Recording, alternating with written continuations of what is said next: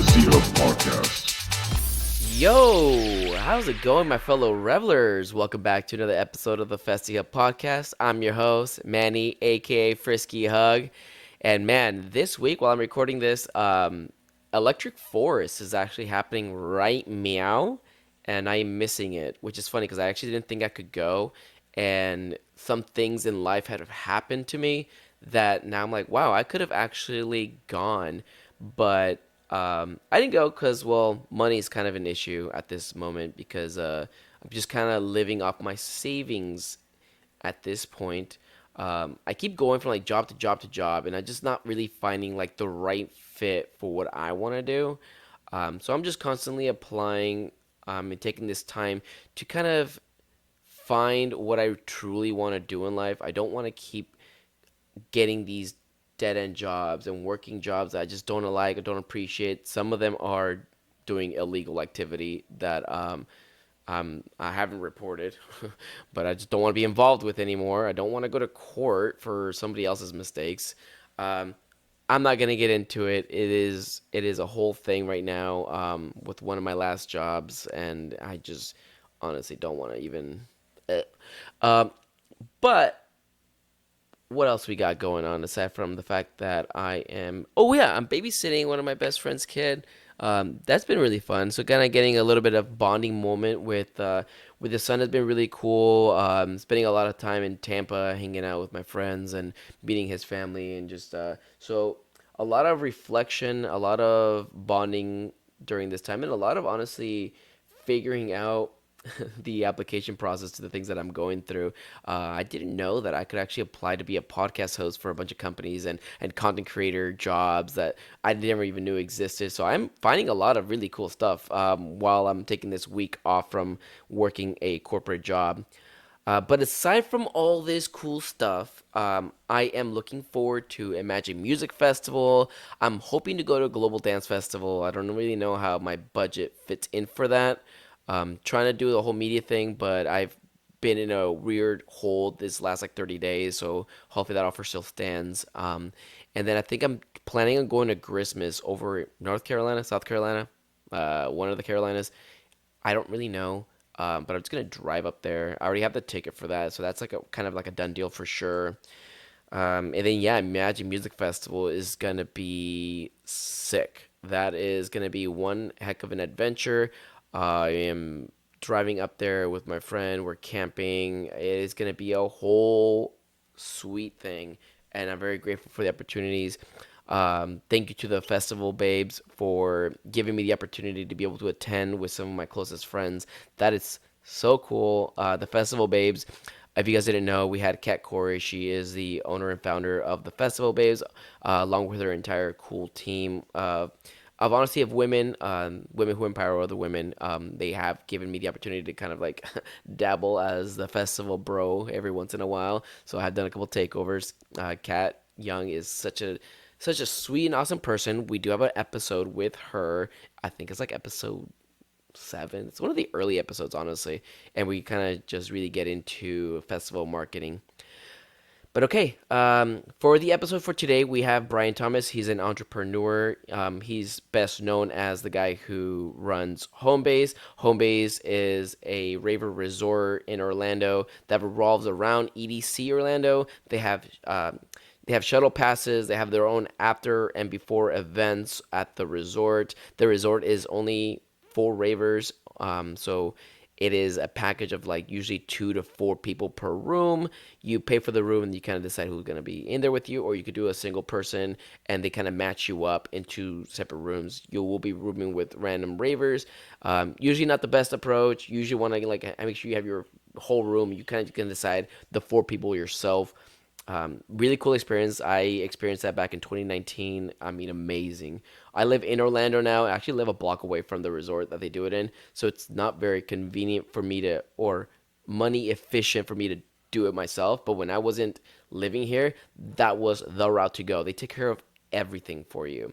I had a pleasant experience, and I decided that I need to have DirtyBirdCampInn on the podcast. We need to talk because November's coming up very soon.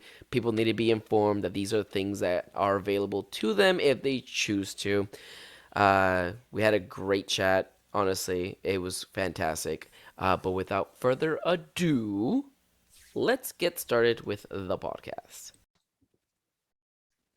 All right, so I'd like to welcome DirtyBirdCampInn to the Festy Hub Podcast. How's it Yo, going, I'm brother? glad to be here. Yeah, Yeah, thanks man. for having me, man. So, me and Brian. So the first time I met Brian was actually at Homebase 2019. I believe it was Thursday. We all met up downstairs in the lobby. There was a little like area outside, and we were taking this group picture. And then there comes Brian walking by, and we're like, "Brian, come over here for a picture." And I still have that picture to this day. And you got right in the dead center, and you're like, But that's how I first met you, man. That's how I remember you. Obviously you do a lot of stuff. We're going to get into most of the stuff that you do on this podcast, but for the viewers that don't know much about you or don't know you at all, if you wouldn't mind just doing like a quick intro. Yeah, for sure, man. And like, I still have that photo to this day, man. It's so funny because I've been reminiscing on everything that I've done in the past, and I'm Yeah. like, dang, it's just like it's so crazy just to see. But yeah, my name is DirtyBirdCampInn. I'm 31 years old. I grew up and live in Tampa, Florida, and I run Homebase. I am co-producing DirtyBirdCampInn. We founded it back in 2020 when COVID hit and everything else, and I do a bunch of other things, but like, most specifically, my company name is Music Festival Trips. It's grown for the last 6-7 years, and it's been a great, incredible experience.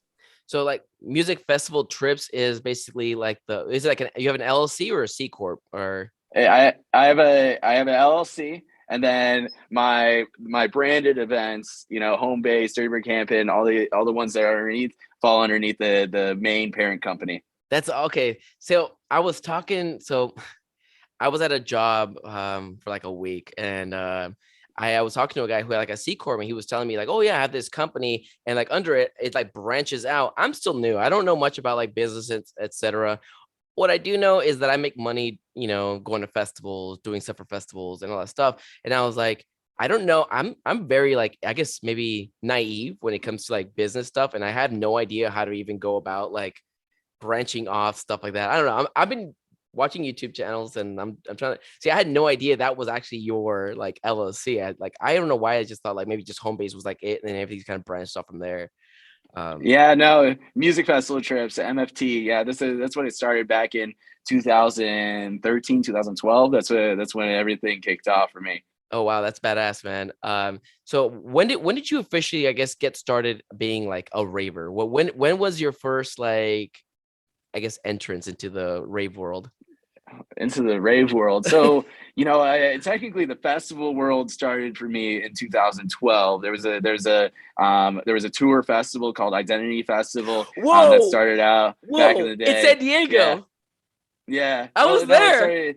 It was in Tampa as well too. Oh, okay, gotcha, bro. I I got so excited, like, bro, when did we met? In Yeah, 2012. and honestly, EDM had not blown up yet. It was right around that time, Mhm, 2011, 2012. But like, if we really think about who made a difference in like, mhm. really revolutionizing or like really kicking off EDM into more mainstream world, I always look at like Far East Movement. They came out with like a G6, and all of a Yep. sudden, like, the high BPM, the music started kicking on of like electronic dance music, and then all of a sudden, you started seeing more Avicii, you started seeing Steve Angelo, you started seeing Swedish House Mafia, Yeah. Skrillex, everything started kicking off from right then. That's how I always refer to it. It's like right around I 2010 mean, into 2012 was a big pivot moment for, dance music. I still remember 2012. I saw Steve Angelo at the Hollywood Palladium. That was my first rave ever. I had no idea who he was. My friends were like, oh, he's from Swedish House Mafia. I'm like, bro, I listen to Swedish House Mafia like religiously. And then once you go to your first rave, man, you're hooked. And all of a sudden you're going to the next festival. My first music festival was Identity Festival in San Diego. That's why I got super hyped. I'm like, oh man, what a trip. Uh, I think that was a big moment for a lot of people on like, yeah.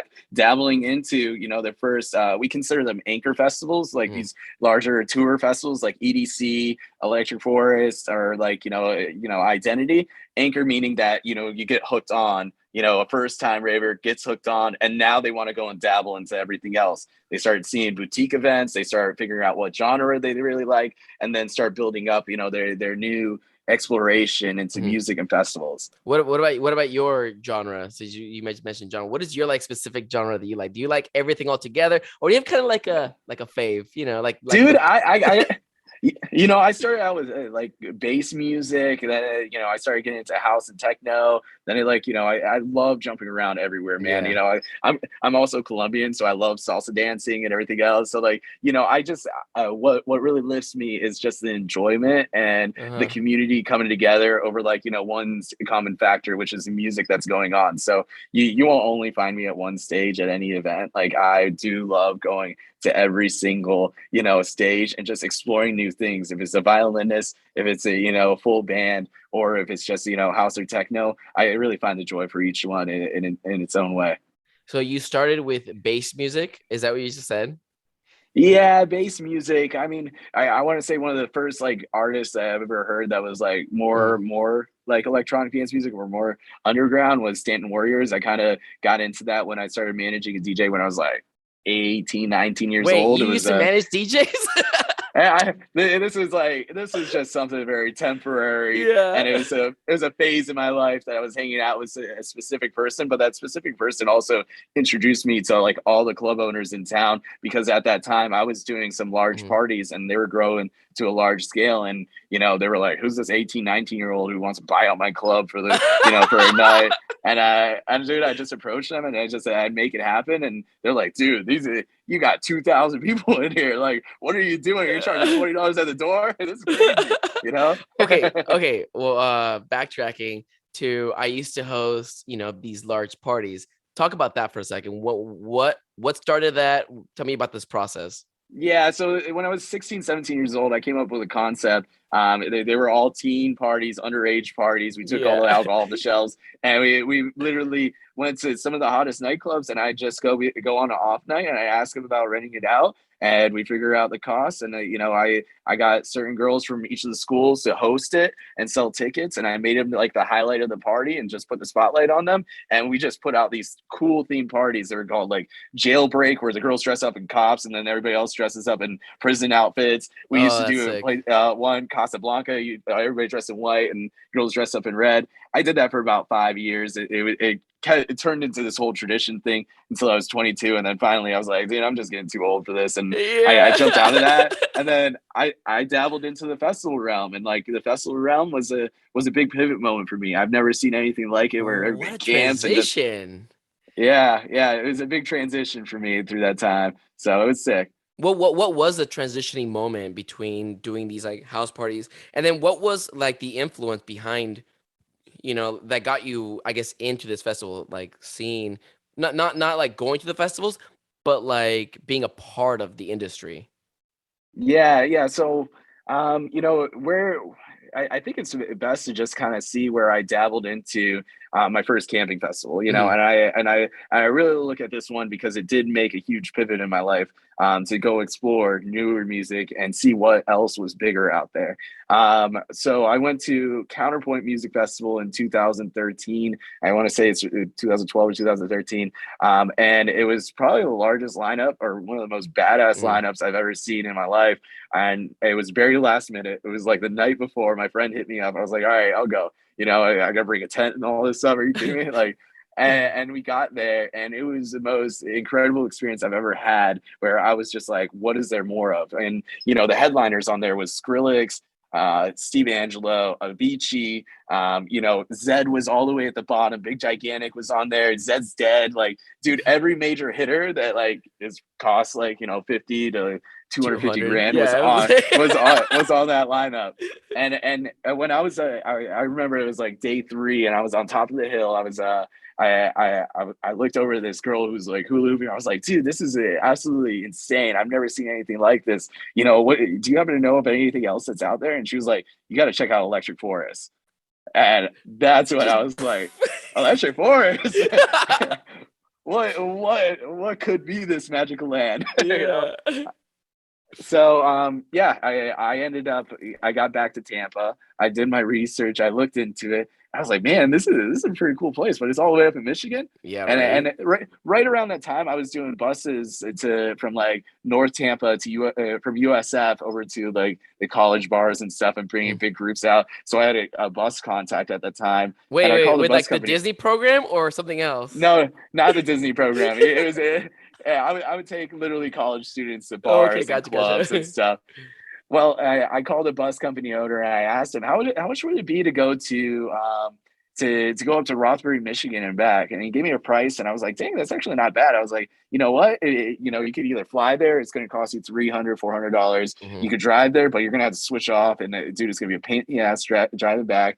Or you're going to end up like finding some other, or we can coordinate a full bus trip. And honestly, the equation of gas and time and being able to relax on a bus, Yeah, just right. going up there, it would be so much better. And plus, you get to go with a crew that you may have never met before, Okay, quick that's where question. the community started building up. Quick question, okay? Because now I'm like, whoa, like my brain is like thinking of things, and I'm like, so you took a bus, like a regular, like a school bus. Not a school bus, charter Okay, bus. I was like, bro, what? It's like that's so cool. Yeah, yeah. It was a charter bus. It was AC'd, plenty of luggage space for Yeah. underneath. And pretty much, I found out the price, and I tagged on a couple bucks to be able to pay for my ticket and just the time for putting it together. And I put that online, and all of a sudden, dude, I sold out in a week. And I was like, okay, all right, I'm on to something, Oh And yeah. so I had my first company, which was Team Parties. It was Underground Paradox Productions or something like that. And then, I canceled that one out. And then, after I did my first music festival trip, which was like the bus trip, I was like trying to figure out, all right, what am I going to call this thing? I could call it festival trips. I could call it music festival travel. And I landed upon music festival trips. And at that point, I got the LLC. I was like, all right, I got revenue coming in. I got to try something else too. Let me give it another go at this. And I was like, what if we could do like a ticket, hotel, and bus package and take people to their next trip, which was I ended up contacting a festival up in Atlanta. It was called Magnetic Music Festival at the time. Tickets were like $120. I reached out to the promoter. I was like, listen, I see your festival. It's super cool. You got Kid Cudi, ZZ, Flux Pavilion, Dash Berlin, Marcus Schultz, like, and I think I have a really great audience that's here in Tampa that would love to come and enjoy. And Hmm. honestly, I don't think you would ever reach out to this market. I want to connect with the bus trip and hotel package and ticket package, but I need to get the tickets at a reduced rate. And he was like, you know what? I'll give them to you for $50, man. And I was like, all right. I contacted the hotel. I Yeah. got a great price on the hotel. All of a sudden, I got this package that was $150. You got to travel up to Atlanta and back to Tampa. You got your ticket to go to the festival, and you also got your hotel stay, and you got after party tickets at Iris, which is owned by the owners of Imagine Festival, that actually Yeah. kicked off my relationship with them and actually gave me a bigger opportunity to go work in the industry. So Okay, I want to with that, definitely hear about this. yeah, I yeah. love Glenn, So man. Glenn is a good dude. yeah, Glenn and Maddie, yeah, they're just Yep. visited here in Tampa the other day. We all went out and just had a ball and got to catch up and stuff. A huge influence in my life. Well, with that being said, I found out the price package. I put it on sale. We sold out like 210 packages, and I was like, all right, we're definitely on to something. People like this. I like it. I get to go see great artists. I get to go, Mhm. make people happy. I get to bring people that came to me afterwards. They said, Brian, if it's not for what you do, I would have never gotten to experience this or meet this other person. And that's what really just always made a positive impact in my life and what I did, and made me want to keep on growing even further than that. So Yeah. it's kind of important, just to have that, that passion and that drive for, something bigger than just the money, the financial portion of it, but have something, bigger that you're making a positive difference and impact in people's lives. Yeah, man. I mean, that's one of the reasons why I joined Radiate. It's like Radiate does a very good job of connecting people. And it's funny when I talked to Phil, he's his only like thought of like when it comes to Radiate is just like how can I make the festival goers like experience just better? And I was like, oh, like, did you want to sell this? And he goes, no, we're just gonna give it away. Like, I don't want to like his mind isn't obviously money is important, but like I think it's very important when like you're more worried about a community experience and less about the money. Obviously, money needs to, we don't pay the electricity with love, but Yeah. it's like so like being able to show that appreciation to the community in return. It's like people don't forget what you've done. They won't forget what you've done, and like hearing stories like this, like people aren't gonna forget, and like now people know more about you as well. Like, whoa, like people don't know that you did all this stuff for the community, and it's crazy because like people just see you for what they see at the present moment, but then like they don't know that you've been doing this for like 10 years or whatever. So Yeah, I didn't know a you. a lot of people don't. They're like, dang, I don't know what half of Brian's background or what he does. And like, and really like, my goal that year when I first Mhm. kicked off MFT, I didn't care if I made money or not. Like Yeah, my goal was to keep packages affordable, get people out there going and enjoying something new and yeah, giving man. them the opportunity to go do that. Because you start putting things so high up, it deters people away from being able to go and enjoy that experience. And those are your biggest supporters at the end of the day. So that year we did bus trips out to Buku out in New Orleans. We Oh, took people love out to Buku. Tomorrow World. We took people out to Imagine Festival. We did a trip out to Bass Lights, which was Bass Nectar versus Pretty Lights. We also did a trip out to Spring Weekend, which was up in Tallahassee, and also Life in Color Festival. We're all right around the same pivot time, and I just rocked those out. And we just had Wow. loads of supporters and people who really grew with us, and they were like, I fuck with what you do. And they were like, I'm definitely coming on the next trips. And, Yeah. within that time, EDC with EDC Orlando, which, ended up turning into something bigger, was growing over those next couple of years. So, and then it was a really cool time when we started to see that happen. Yeah, and we're definitely gonna get into that topic. This is like the core of like this conversation today. But I wanted to actually, before we jump over to that, it's like, what is your relationship with Iris and the owners Uh, of Iris?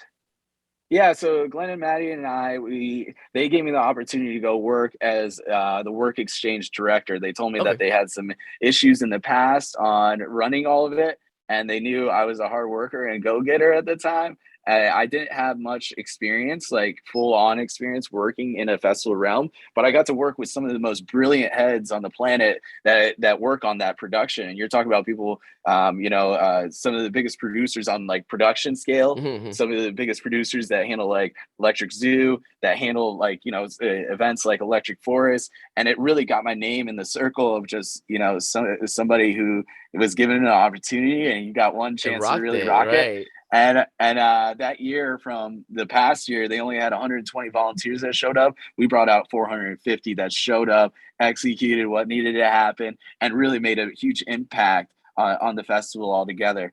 So Glenn and Maddie and I, we've grown that relationship over the years. They've seen me grow from Yeah. when I just did a bus trip out to Atlanta to now what home base is, holding 5,000 people on single nights. And it's really, really cool to see, like, they kind of see me on this journey, and they really enjoyed it. And I super, I really do appreciate everything they've done for me, and, everything that's going forward. And, with Imagine too. So It's so cool hearing like your story of like starting off in the industry, because I'm from a whole different, like we're all in the EDM world, but I'm from like a different realm of like making content, right? And you're from like this realm of like the industry portion of it, where the back end, the promotional side. And I was like, it's so crazy. It's like just hearing like your come up, and I'm like, I kind of try to relate it to like my come up of like, we're just fucking grinding, and it sucks because like at the beginning, I don't know if it was like this for you, but like at least for me in the beginning, like there was no money involved. It was all about just getting your name out there. If you broke even, cool. If most of the times you won't. It's like how can I get my name out there? And eventually, you start being a little bit more, I guess, what is the word? I can't find the word, but like more in the industry to the point where you're networking and branching out. And it's like now it's like the ability to know the people that is priceless. The network that you've accomplished in these last 10 years, I'm sure, is priceless. um my question for you is, what are some of the names of people that you have networked with that, you consider priceless? I've networked with a lot of people, man. It's kind of crazy, I've been to music festival conferences where I've networked. I was really interested in knowing the whole agency Mm, manager side of things, so I traveled out to ADE, Amsterdam Dance Event, and I had actually my talent buyer, come out with me, Blake Holtzman, dude, good people. He took me out there and we set up like 6, 7 like lunches and dinners each day, and we just sat down with different agents from everywhere, anybody who represents, like from Oliver Heldens to Grizz to Bass Nectar at the time before everything yeah, started yeah. going down.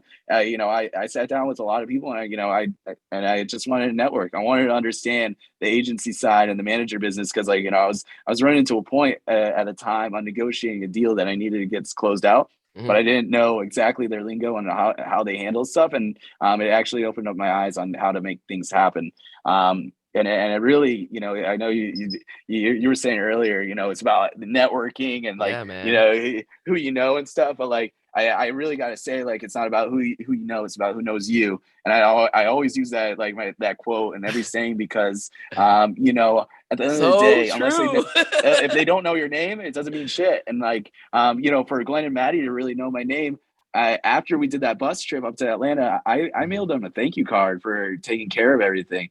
And it's very rare these days for anybody to send a thank you card, on Wow. any kind of Yeah. aspect. And I did that for the first couple of years. Everybody that I met, and they called me. They called me. They're like, "Dude, Brian, nobody sends me a thank you card." They're like, "Yo, we gotta figure out a way to work together or something, man." Like, I get your vibe, and, like, it's the little things that really count. It's the showing the appreciation, making sure your name's out there, and you're always, like, face first on introducing yourself and making sure they remember you at the end of the day. And that's what, like, I tell everybody, like, I sometimes I forget names, Mhm. for all the Yeah. people that meet me at home base and Dude, stuff. But, like, exactly. it's all about having a full on conversation with me, or just like, yo, let's jump on a call and just chat or something. And You then they're know, like, it's I definitely remember that that it's person. so relatable. So at the beginning of, like, my career path, I think I let kind of, like, my growth in, like, popularity get to me, and I think maybe I was overwhelmed by how many people would come up to me and say hi, this and this and this, and I never took the time to actually get to know somebody. So everybody was just a face and maybe a name that I remember, not really, you know. And recently, I started to pause for a second, and now when people come up to me, I want to take, like, a good 5 minutes of their time, my time. I know Zed's Dead is playing. I got it. But I want this focus, these 5 minutes to be about you and me. Who are you? What do you do for a living? How's life been? Sometimes, it's just great to know that the person you're talking to feels acknowledged by your presence. You know what I mean? Like, Yep. I don't want to feel bigger than you. I want to feel that we're on the same playing field. We just have different jobs. You know what I mean? Yeah. Yeah, we're all human at the end of the day, and dude, that's great that you do that, because, like, that 5 minute conversation can go a long way, and it's always about reconnecting and doing the follow ups as well too. And that's what I always do with anybody that, like, I hang out with or, like, talk to or, like, do things with. Either I shoot them a follow on Instagram. I try Mhm. and connect with them in another way, so then we can be able to just be able to follow up on stuff. And it's so interesting. Like, I was just here at Electric Force checking in over here, and somebody asked me if they still have my phone number, if I had their phone number. I was like, I don't know, let me check. And I was like, oh yeah, I do have your phone number saved. It's like, it's scenarios like that about just doing the reconnection and just, like, staying on people's radars and stuff. And I always do follow-ups with a lot of different people on, it's just common courtesy and, like, protocol. And you never know who's watching and who's listening, right? Like, these things can come a long way because you never know who knows who. And if you were, if you're so standoffish, if you're this, it will come back to you. You know what I mean? Like, Hmm. so the things you say, the things you do matter. I was talking. I know I'm bringing up Radiate a lot, but I was at I had a talk with Pasquale. It was like a 2-hour conversation with him, and I never once talked about myself. I never once told him who I was, what I do, nothing like that. I just told him about all the things that he needs to appreciate and know that he might not know. And I brought up, influencers, content creators, people from the industry, and then, like, the app Radiate. And I brought this all up to him. I felt like it was conversation overload. I didn't know that he was like jotting everything down in his mind. He sends an email to Radiate saying, "Hey, this guy came up to me at the club. He said this and this and this. I should like, you know." And Phil talks to me. He goes, "Bro, he sent me an email." Like, what? Yeah, You never know exactly. who's listening, who's watching. All the small things matter, man. And I feel like if somebody else was to do that for me one day, right? Like, it's crazy. So it's like, always be your most humble self, always be the nicest person, always take time to appreciate the person coming up to you, because you're taking away 5 minutes of my time, but I'm also taking away 5 minutes of your time. So it's an equivalent exchange. So take that for, don't take it for granted, I guess. It's like, well, I don't know. I'm speaking for myself because I'm very like, I'm still learning a lot from the industry. I think when over the years, I mean, 10 years is a long time, but I've only been doing this for like 7 to 5 years ish. So I'm still kind of learning. You've been doing this a lot longer than me. I mean, 10 years ago, you were already like starting your own business. Yeah. You're Immediately just a when I started hustler, man. raving, immediately when I started raving, like, I enjoyed it. And like, Mhm. when I find my enjoyment in something, I figure out like, how am I going to monetize, or how am I going to keep Yeah, myself going? Like, exactly. and financially support it. And like, I always look at the long-term goals. Like, Hmm. I knew my goal like 5 years from now was to have something bigger than what MFT was. And, when we got back to when we talk a little more about EDC Orlando, before it was home base, it was called the MFT Resort, and it Oh, was in shoot. a I didn't know that.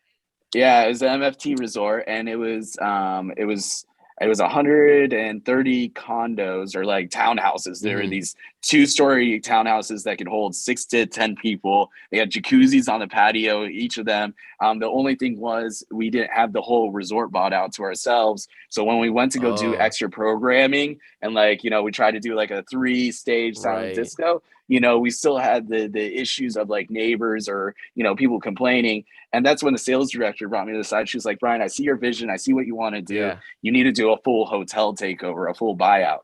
And that's when I started doing my research on people that have done it before. I started looking into what resorts could even obtain it. And, I landed on a property, and that was the Grand Orlando Resort. And I Mm. scored a deal with them on making it happen. The guy didn't think I would be able to fill it up. He was like, "Dude, once you sign that paper, you're signing your life away, man." Yeah, yeah, And I was right. like, "Yeah, I know I can fill every single one of these rooms. I got enough interest. People support us, and I know exactly what I want to get done at the end of the day." And after I signed that, we ended up coming up with a name for it, and it was called Home Base, So how did and it that was a come up? central Like, place for people to stay. what Yeah. what was the idea behind like the name? Like, how did that? Yeah, so the name, we were all brainstorming in the office all together. It was a couple of our team members, and we went to the whiteboard, and we just kind of started writing down different names. And when we wrote down Home Base with a BASE, Hmm. we all thought of it like, well, that's kind of cool. It's kind of like a home base, like a Hmm. place where everybody meets up. And we're like, well, let's just do punt to it and just add on the S and take away the Yeah, E, and we're like, base, home base. All right, dude. I like that. Home base And is then like the perfect name too. Like, it's yeah, great. yeah, It's great. the central place for music lovers to stay, where they don't have to worry about all the things going on. It's really really awesome. And then when we kicked it off that next year, we sold out the entire place, and we kicked off this whole brand new experience on Mhm. everything. We understood what we needed to fix for the following year, and we just took it up a couple notches the So, following year, and it what and was it home grew base's from there. first year? I want to say it was 2017. I want to say 2017. Was it in Tampa or 2000 Orlando? Orlando. Okay, I That thought there was the was one in first one. Tampa, wasn't there? Or am I just? There was one that was supposed to be in 2020. In 2017 was when we came into play on doing the full hotel takeover. 2018 was when we did it back at the same resort, which was the Grand Orlando. Actually, maybe it was 2018. 2018, then 2019 we did it at the Grand Orlando again. And then we ended up shifting because my biggest shift from the property from over there to moving to, actually, it was going to be the Avanti Palms, was that we needed to get closer to EDC because of the Hmm. shuttles. The shuttles that were more like 40 minutes from there. Now, when we moved closer, like off I drive, we're now 15 minutes from the festival. Like it was a no-brainer on trying to make the experience better for the I mean, guests. even this year, gas prices too. God damn, man, you're looking at Yeah, dude. shit. Yeah, right. It's You funny because know, when you moved it to iDrive, I actually live a block away from iDrive, so or a block away from the resort, so I can walk to the resort, which is super funny. yeah. I was there for your DirtyBirdCampInn, and I was just like, I just walked there. I was like, this is dope.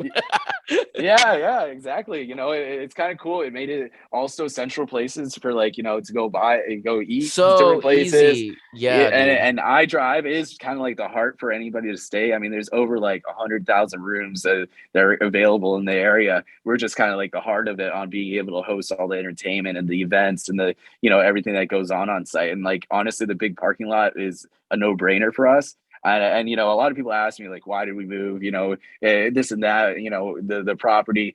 Going into a new property, there's always going to be new things that you got to learn. Mhm. You got to learn about management. You got to learn about the rooms. You got to learn about the things, and then you get the feedback from the guests. Yeah, Now we just apply on what we need to fix, for and we next iron year. it all out. And I like, when people went to Dirty Bird Camping this past year, they were like, damn, this is hot. Like, Yeah, and there's so much room for expansion with that property. Like, the space in the ballrooms, the space across the land there. We could do so many different activations, and we have the flexibility to be creative. Like, and I did get boxed in at other properties, and this one really does give me the advantage on being able to be creative and do things that are kind of like, that are out of normal, but like, it is yeah. a really, really great experience at the end of the day. And then like now you have like a good relationship with like the hotel owner and stuff like that, or Yep. And then now we have the relationship. Now we're able to do what we want, what we need to on Mhm. site to make sure we're delivering that experience. Because each group is catered to like a different, different kind of audience and a different kind of experience. Dirty Bird, home base, kind of the Completely, EDC yeah. goers versus, house techno lovers. Yeah, exactly. It's definitely different, but like it is that one. It's really cool because when we do come out with new branded hotel takeovers down the line, we're going to have those different audiences, and I'm really stoked about being able to bring those to life. So, what are some learning experiences that I guess you've come across from like prior years that you've had to overcome, I guess, to make it what it is now? Yeah, dude, where do I start? What I'll tell you a funny story. But We could probably dive into a little bit of Electric Forest, okay, right bet. after that. Electric Forest, one of our bus trips, one of our buses didn't show up. I had to recontract a new bus company last minute, same day, to take a whole group of people all the way up to Michigan and back without getting a refund from the prior company, and I had to front it up.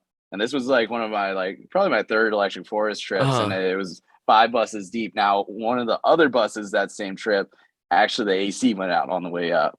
And honestly, it's how you handle certain yeah, scenarios and how you handle the group and making sure they're very happy with at the end of the yeah. day about their experience and trip. And there were some delays with some of that, but we made it work, and I had to like really really do a lot and make that all happen. So on the way up, we ended up going to a gas station. We got some plastic bags, filled them up with ice, and Hmm. everybody got ice packets. We opened up to some of the windows. I bought some people on the buses some beer and stuff. So we could just kind of like take some turns and like just make sure everybody's happy at the end of the day. And like we're all in this together. We're gonna make Yep. sure it's right. Once we get up to the festival, I'm gonna make sure that this bus goes straight into one of the mechanic yards. They get it all fixed up. We got 7 days. Don't worry. It's going to be all okay. And like, just having that clear communication about what's going on and how it's going to be fixed, like just really makes a difference, for a lot of people. And Yeah. anytime there's a delay or there's anything going on, it's really important just to have that transparency. And that's so important in any scenario, right? Because like if you're left guessing, it's like they're not even gonna like let us know what's going on, like why it's not getting fixed. Like if you let them know, hey, this is what's happening, here's what we're gonna do about it. Because that's our next question. What are you gonna do about it? You know what I mean? But Yeah. Yeah. if you got a plan, that's all you need. It's just the plan. As long as you got the plan, it's okay. And then like just keep a level head because like a lot of the times, at least for me, right? I mean, I think I would get anxiety just having to like think of all these things that are happening. Like, oh my God, like, and that I think that's kind of where your team comes along, right? You have somebody else kind of coming up with ideas with you because I mean, three brains is better than one, right? Let's all think of what we can do to like establish a resolution. Yeah, What exactly. A resolution that everybody's happy with. It's important. Like, when three people all come together, they think about those kind of things. It's always with events and festivals is like the what if scenarios. You got to Mhm. always be thinking about that kind of stuff, because at the end Risk of the day, assessments? Yeah. it's just so important. What if it rains? What if Yep. a couple buses go down? Do we have a backup plan? Let's see what we can make it happen. So I think it's gonna be, everything's always okay. What about with Homebase? What are some of the things that like you've I've guessed improved on ever since like I guess your first I guess you could kind of even Yeah, your first one that wasn't Homebase. yeah. So like, some of the things that I learned, like for the first time I did a full hotel buyout contract, I didn't know really like a whole lot of what to do, like, on what to put on concessions and how to handle it. And like, Hmm. really, reviewing it very deeply. I kind of just signed with a couple changes on there that kind of were in my favor. But like, I ended up like afterwards, I started making phone calls. I started calling people. I started getting advice. I started reaching out. Yeah. I wanted to learn, like, because one of the things that we didn't do well on in the first go around was like sponsorships, and we hired a team to handle it. And I was like, you know what, maybe we could do this a little better, because like, we're, our main client, our main business is home base, and we know it better than anybody else. So I put a post up on Facebook, and I said, hey, who has done sponsorships for events? I'd love to like catch like a 20-minute conversation with Hmm. you. And all of a sudden, I just had people just like tagging people and everything else. And I started getting referrals, or just like building up my network of just like really cool people in the industry that, knew what they were doing with sponsorships. And I just had my questions, and I'd ask every single one of them the same questions just to see what people's responses were, for each one. And they all started landing around the same. And that next year, we ended up raising our sponsorship money from, up by like at least 200%, because like it ended up showing the results on doing the research and doing your homework on how to like, make everything better. And with hotel too, I did my research. Yeah. I asked people about contracting and how to handle things with a hotel resort buyout. And I got everything I needed to know on making sure our revenue numbers could go up, and also we could give back the best experience and protect the business at the end of the day. So it was definitely something that I had to learn. And I had to learn kind of on my own, because I Yeah. made the Especially, phone well, calls. I mean, you're kind of like I mean, I haven't heard really too many places where like, oh, we're buying out a hotel. It's a whole hotel. Now it's a little bit more common, but I think that's like thanks to you being one of like the pioneers for this kind of experience. And it's like now it's a little bit more common in other areas where like in Colorado, I know they did it like three times, and but it's like, how do you? And then like now more hotel owners are like more susceptible to saying yes to these kind of ideas because they've seen you flourish and stuff like that and these cool experiences. So it's like, um, Yeah, we have a history report at the end of the day, and that's yeah. what really shows when we can show our numbers and show what we bring to the property and how to value it. We can now, actually execute. And like one of my hardest things right off the bat was like actually getting people to take me seriously. Just like when I was 18, 19, Hmm. approaching some of those clubs, like the club owners, like they were like, "Who the fuck is this?" It's like the same thing with the resorts. They're like, "Who the fuck is this?" And at the end of the day, when I get to show a history report, I have references, and I have the numbers to show. They're like, okay, all right, let's talk to this guy. Let's take it a little more seriously. And it actually opened up my like my inventory of hotels and resorts to choose from by like 600. Like it was kind of insane, because I started getting in with the right people. Yeah, honestly. What are I guess we're gonna just dive into like EDC Orlando and home base and stuff like that. Scenario. I'm a new raver. I'm just hearing about this podcast. People are telling me about home base. From your eyes as the owner, what can I expect to receive when entering and what does my experience look like? I think you're gonna come in, with a couple friends. You're gonna leave out with a fucking family, and that's the biggest. Like, I can't say enough, like, about exploring something new, Hmm. exploring new music, meeting the people that come on board, because they were all like-minded at the end of the day, and that's what really makes the difference. Like I love EDC, I love going to Yeah. production, but like it's the little things that really count. It's that single moment when you meet somebody new that you can probably count as your friend for like your rest of your life and stuff. So but outside of the connection to the deeper Yeah, feeling right. and the purpose is the music and the high level production that we do give back, and we always bring some of the sickest talent, and we always grow year by year on building on that. What are And some like I amenities, I guess, as well? yeah, some of the amenities, I mean, we got a sick ass pool that's there. We run programming music until like 6 o'clock in the morning. We are now growing on the vendor market, putting Uh-huh. food trucks on site, having all the different pieces of just kind of like a festival handling Yeah, on yeah. site. And also, the rooms too, like, you have a place to sleep, you have a place to shower, you have a place to use a bathroom, Yeah, exactly. You don't have to and go anywhere. It's all there. I mean, that's one of the beautiful things that I loved about it. You get all your friends together, go to home base.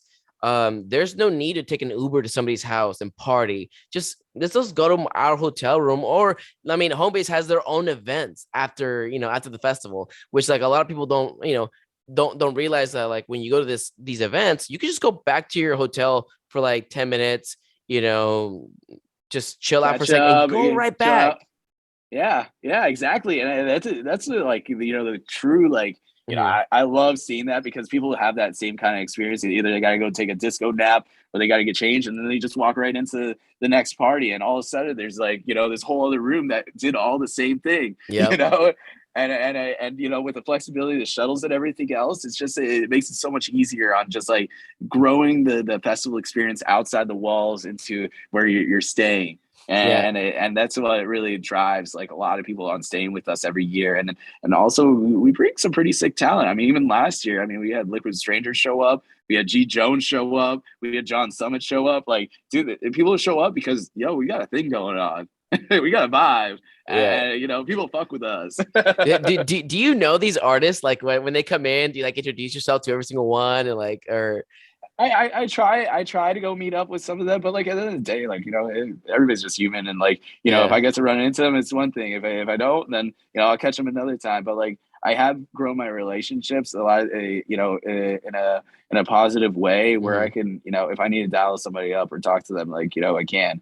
Or if I want to reach out, I'll do it the proper way, and like and make sure that it's not any way it's impeding on stuff. But yeah, I love all the artists. Like, they create music, they create art, Yeah. and that's why I always tell anybody about the profession that they do, or anything that they pursue, and how they do things is a form of art. Everybody's an artist at the end of the day. So I love the environment that you create within like these like raver resorts.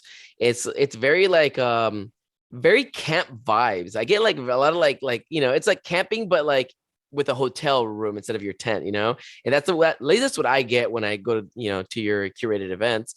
And what I love are these extra activities, right? So I love the yoga. I love that you have people braiding hair just like in the middle of like like outside, and just all these things that you got going on is like what is this? Like there's just so much going on. One of my buddies, he did a magic show for DirtyBirdCampInn, Danny, and he was like, "Hey man, like I'm doing a thing over here at DirtyBirdCampInn. Come through." It was on a Sunday, and I had work the next day, so I really couldn't go. But it was like he did a magic show. Like that's like something that you don't really expect in the middle of a like, well, I say festival, but it's like still like it's like a small musical event still. I don't consider it like a resort for ravers. I consider it like its own actual event, because that's really what it comes down to. Like you have your own lineup.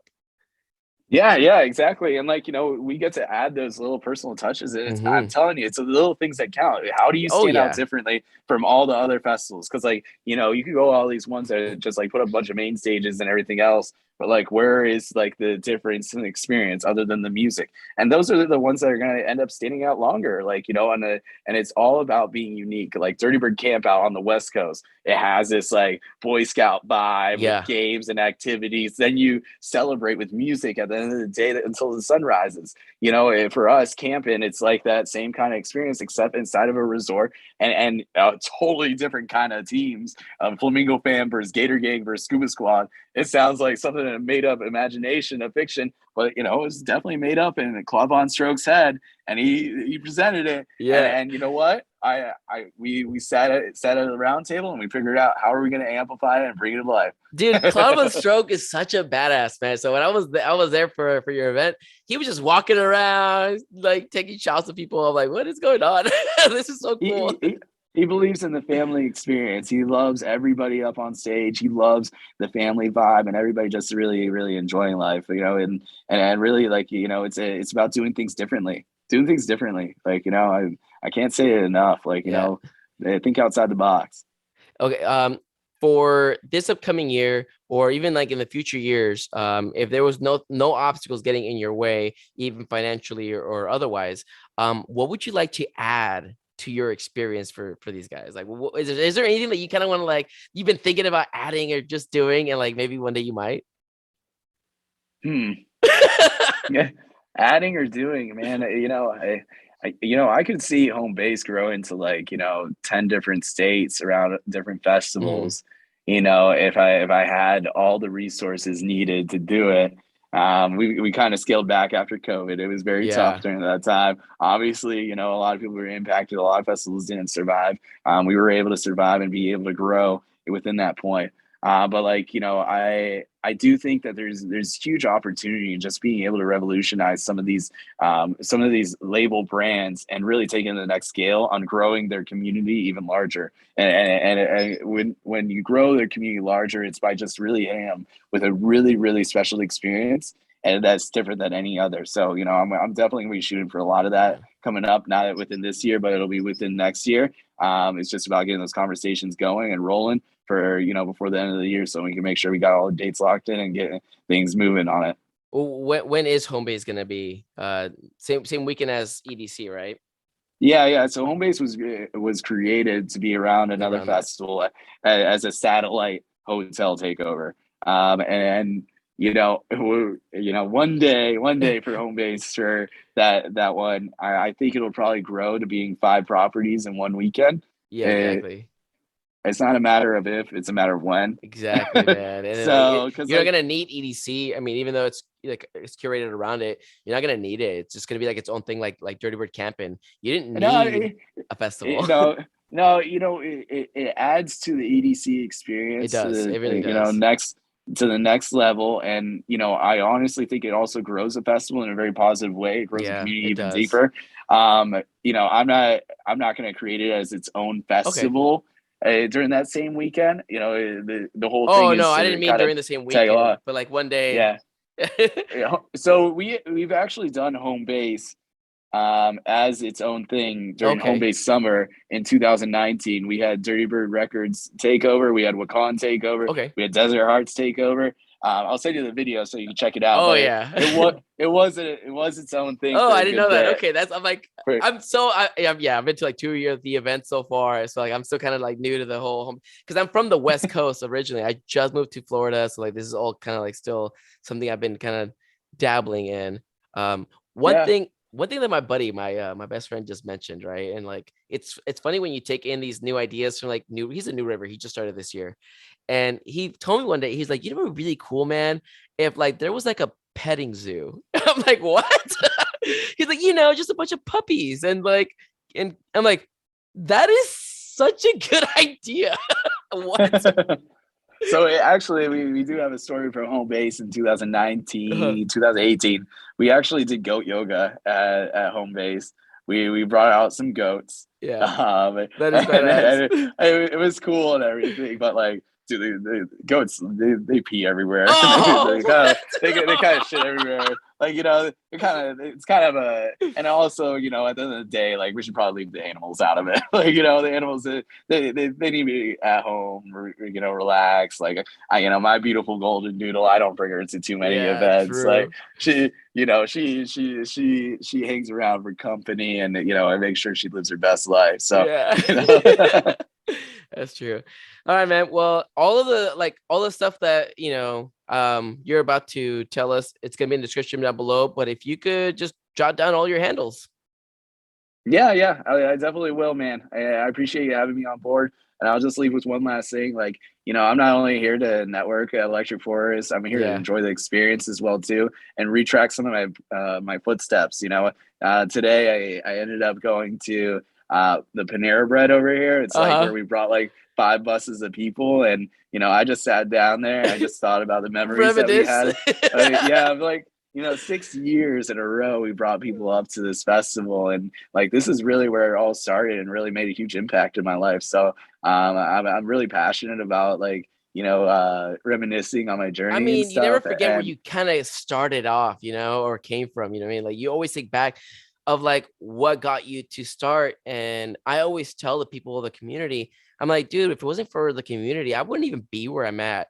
Like the luxuries that we get from making it as far as we go, like some people would only dream of, right? And it's like, dude, well, like I wouldn't be here without you. So I always like to give back to the community and like people who I make friends and stuff like that, like I'll get them like a backstage pass. I'll get them to meet like their favorite artists and stuff like that. Cause I always like to think that like if I could make at least one person's entire year with one little interaction with their favorite artist, how mind blowing is that? You know what I mean? And the fact that I can do that for people is insane. So it's like I always like to yeah, give back to the community because that's who made me, you know? yeah, exactly. It's really important just to remember where you started and where your journey's been Honestly. going, and never like you could always look back on it, and then everybody learns from mistakes and the things that they do, and that's what grows them stronger. So I'll leave on that note. Oh, I definitely appreciate it. I'm pulling this all together, and like yeah. I'm looking forward to see the final episode all come out, man. Where can people find you? What are your IG handles, the Twitters, do you have Yeah. TikTok? So no, I don't have TikTok. I should Does probably make a Homebase have TikTok TikTok? soon. Homebase has TikTok, but we haven't we need to start working on focusing on it. But Yeah. yeah, no, you can follow me on Instagram at the Brian Thomas. Or you can find us on at homebase.com, no, at homebase. Then you have also at DirtyBirdCampInn. You can probably find everything on my personal Instagram page, and then just go from there. I never mind anybody hitting me up on the DMs if they ever want to reach out. So I mean, I I'm did. just Here we yeah, are. exactly. Yeah, we made it happen, Yeah. man. So everything will be down below on the description. Even some of the stuff you didn't say, I'll put the website. Everything will just be down there, man. And for the viewers, this episode will be available on all streaming platforms. That also includes SoundCloud, which a lot of people don't have SoundCloud. At least podcasters don't. And then the video version will be on YouTube. And like I say at every episode, I will catch y'all at the next one. Peace.